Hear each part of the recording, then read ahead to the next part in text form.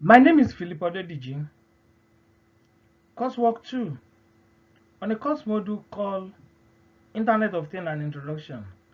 I conducted a research work on review of access control mechanisms in Internet of Things.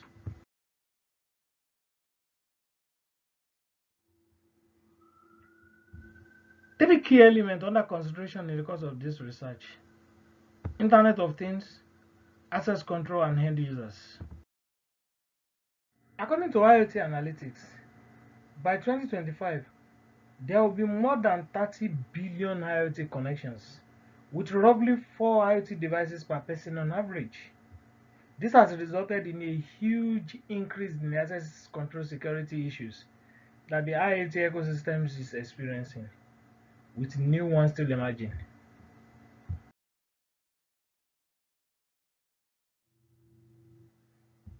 The aims and objectives of the research work: to review the existing access control mechanisms in Internet of Things, to review the emerging challenges of access control in Internet of Things, to provide useful recommendations and guidelines for future researches.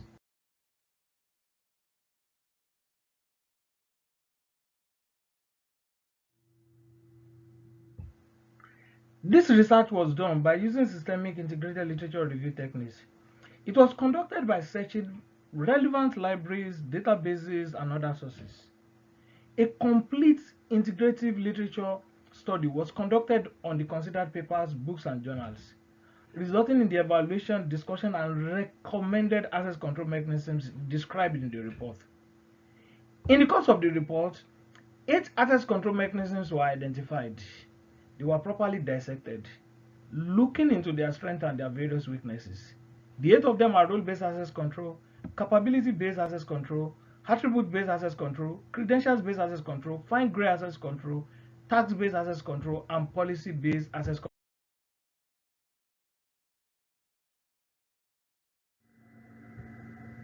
Emerging challenges of access control in Internet of Things: lack of granularity. Majority of access control technologies we have today, they are not granular enough to meet the need of the current IoT ecosystems. Non-user centric. Users do not actually have control over what device is accessing their data. Robustness issues. Most of them are actually not robust enough to be able to meet the current need of the ever expanding IoT world. Single point of failure. Majority of access control mechanisms today utilize a centralized form of access control, which pose a major threat to most of our IoT mission critical applications.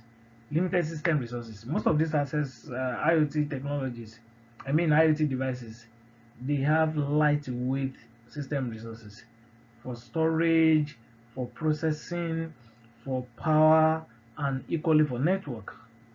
And as a result of it, access control has to be designed in such a way to be able to meet the lightweight nature of these IoT devices.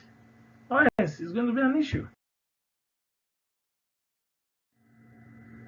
Various social, ethical, and legal implications of access control in IoT were reviewed in the course of these studies, and they include privacy violations, lack of adequate access related laws and standards, to govern the design of access control technologies, to govern which IoT device is allowed to access which users' data, and what is the level of access that should be given to all of those things. Identity problem. Most of these IoT devices are not being properly profiled. And when there is a problem as a result of them, how will you be able to track back the problem to the source of the problem? I mean, which IoT devices is accessing which users' information wrongly in an unethical and unsocialized manners? It's a major challenge. What about weak authentication? Some of them don't have a very good means to authenticate, and those ones that even have, they can be circumvented easily. We also have the integrity of our information being a major challenge.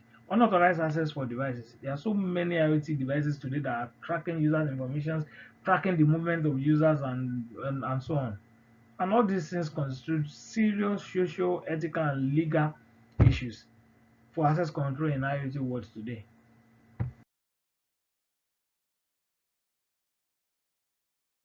After a thorough review of the access control mechanisms in our today's IoT world, and a thorough considerations of the various access control security challenges that we have today, not forgetting the various ethical, social, and legal issues with our access control. An idea was proposed on how a typical access control mechanism should look like in our today's IoT ecosystems. Edge-based decentralized access control with zero trust integrated EDACOSET. That means access are actually distributed to the edge, And what does this imply? This will allow end users to control their own privacy rather than being controlled by a centralized authority. Single point of failure will also be eliminated with decentralized access control systems. Then, when the concept of zero trust is integrated into our access controls, access to different users' information by our IoT devices, or even access of users to IoT network, will constantly be authenticated, authorized, and validated for security configuration and posture. So once anything is discovered, that is ulterior, then such access will be denied. What do we stand to gain when zero trust is integrated into access control mechanisms today?